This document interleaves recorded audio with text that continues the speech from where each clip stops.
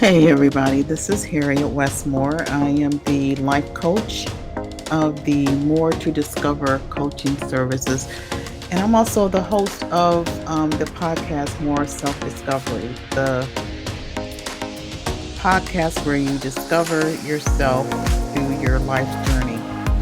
So I just wanted to come on briefly to kind of talk to people who are having the holiday blues, so to speak. Um, I know it is very hard this time of year for a lot of us because unfortunately may have lost a loved one during this time of year. Or even if you didn't, not this time of year, but you lost a loved one, and this time of year brings up the realization that that person is no longer here to celebrate the holiday season with you. Or you may be single in a long relationship and you feel like you're lonely. But I just want to just come on and just say this. You're not by yourself. You can be in a relationship and still feel alone. Okay? You may be in a situation where you just feel like that you just have nowhere to turn. You feel like you're just down and out. Don't let the commercialized hype of Christmas, get to you. Christmas is not about, spending a bunch of money that you don't have. Let's face it, we may spend a bunch of money for presents, for people that, don't even really deserve it. Or, really, it's just so commercialized because of the fact it is the, holiday season. That's part of the tradition that you go spend a bunch of money or run up your credit cards for gifts that, a lot of people don't even appreciate anyway. But if you have kids, I know that's hard because kids, a lot of, younger kids, they don't understand why mommy or daddy doesn't have, the money to buy them what they want or, for Christmas. But just know that you are doing what you can, for their basic needs. Kids are very resilient. We give them, we don't give them credit that they deserve because kids are very intuitive. All they want is your love, and let them know that, no matter what, that they might not have the, video game or whatever, the PlayStation or whatever, but, you, they have you as a parent and that you love them so much. And that's something that a toy can't replace, is a parent's love for their children. For those who are in a single relationship or a relationship who, you don't have a loved one or a partner or whatever. Like I said, previously, sometimes you can still be, you can have a relationship and still feel alone in that relationship. But don't feel like you have to have somebody. I want you to take this time to have a good talk with yourself. Use this opportunity of being by yourself to kind of reflect over the past year of what you have accomplished and what you want to accomplish for the next year, upcoming and just focus on a goal. Okay, you could have 3 goals, but, even if it's just one goal, just write down or think about that one particular goal that you just said, "You know what? I've been putting it off for years and years, put it off for a while. I'm tired of, putting it off. I'm just gonna go ahead and do it." Let me give you an example of a goal that I had, and I was just determined. A few years ago, think right now my kids they're adults now. Um, but it was a time when my youngest, my son, he was a teenager, so I think he was about 16 years old at the time. I was working as a corrections officer for an all-male state prison facility. My husband, he works, his job requires him to work rotating shifts. And that year, our daughter, she was already, moved. I mean, she's already grown and out of the house. So we still had our son, who was a teenager, 16 years old. I've always, no matter what job I've had, I've always was home for Christmas Eve. Always. Until I became a CEO.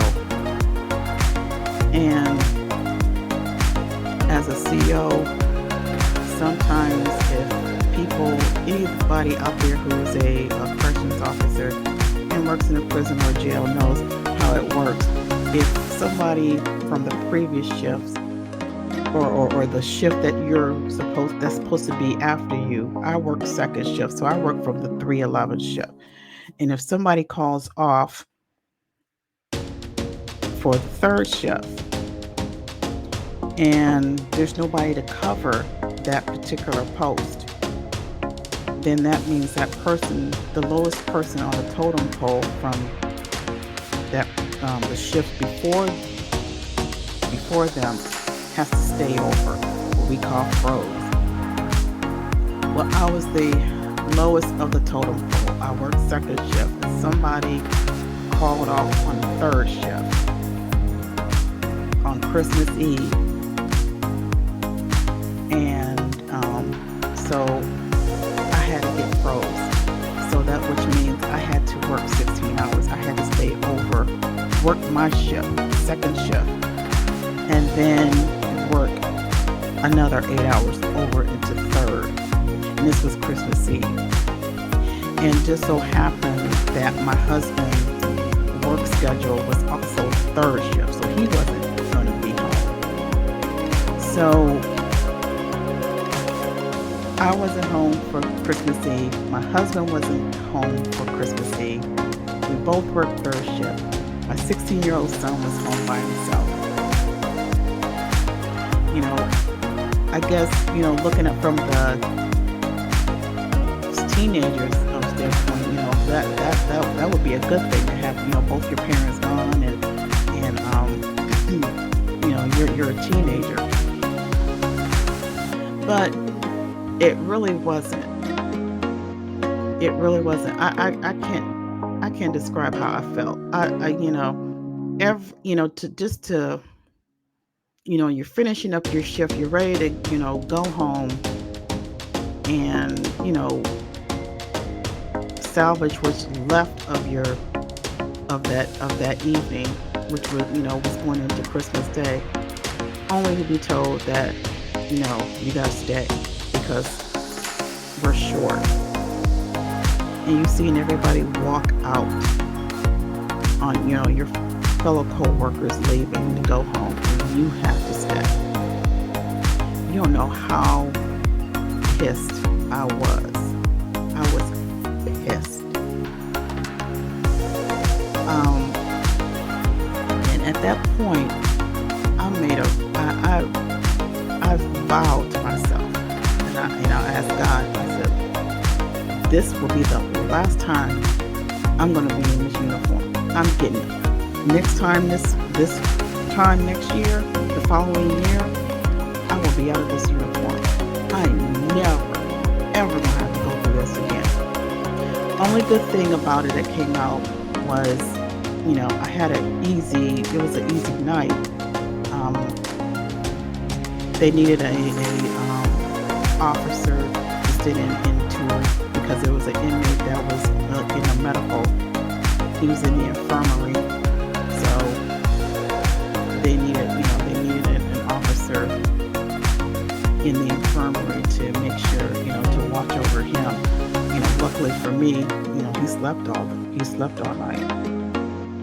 There was medical staff there, but they needed an actual officer. And he slept all night. So, I mean, I didn't have to do nothing but sit there at the desk all night. But still, you know, it was, I just said, forget this.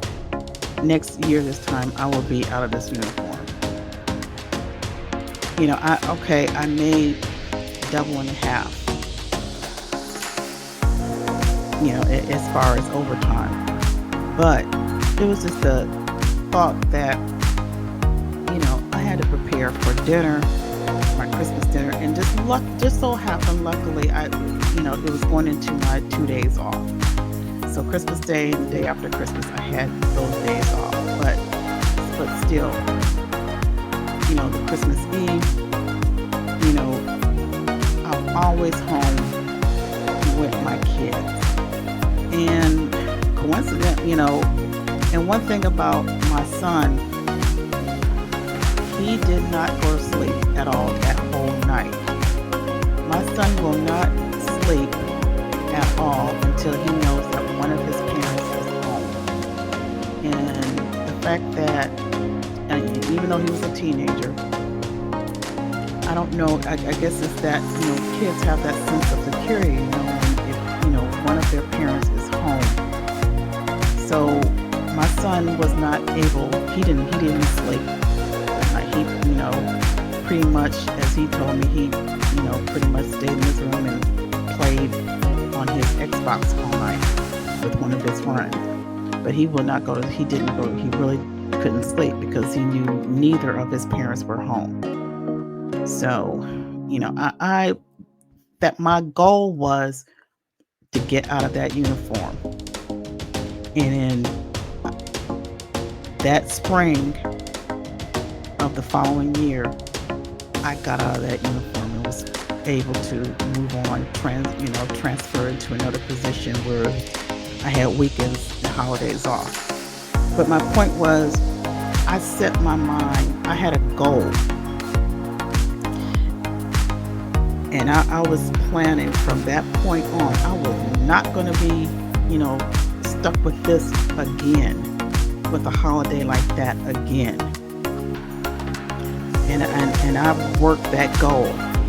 So for those who have a goal that you've been putting off, that you want to do, but just don't want to come out of your comfort zone to do it, this is the time to do it. It's now or never. Use this time that you're by yourself. Write out specifically what your goals are and how you want to achieve that goal. Give yourself a timeline of achieving that specific goal. As a life coach, I'm here to help those who have goals to reach their goals. And I'm like a accountability partner. So if you need an accountability partner, then, I can be your accountability partner. It's about, I've lived it. I know what you feel. I know how it feels to, keep procrastinating. But then again, I also know what it feels like to be determined to do this no matter what people tell you. People may, family members may tell you, oh, I don't think you should do that. You know what you don't if it's in your heart to do something that you want to do, you can't let people sway you to do, something that they feel that you shouldn't do. Stop being we can't be a people pleaser. It's time to stop all that. Because life is short. You might not have that opportunity to fulfill, your dreams. You might not be here. We all might not be here this time next year. So while you're here, use this time to, make that step. When you make that first step into planning to achieve that goal, do that one task. I'm telling you, everything else will fall right in line. It will. And let me, if you need a help or if you need help structuring to kind of, help you break down, goals, you can break it down into measurable steps.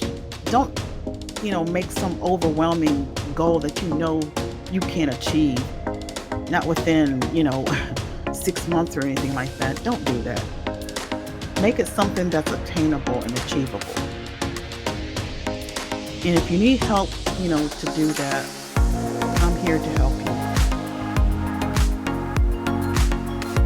So I want everybody to just turn off all the naysayers, turn off all the, the chatter about, oh, you're alone, you're not, you're by yourself. Okay, so you're by yourself. It's not the end of the world, this is the beginning. Let this be the beginning. This is your time to revamp yourself and be the best that you can be. So stay blessed, stay focused, and stay healthy.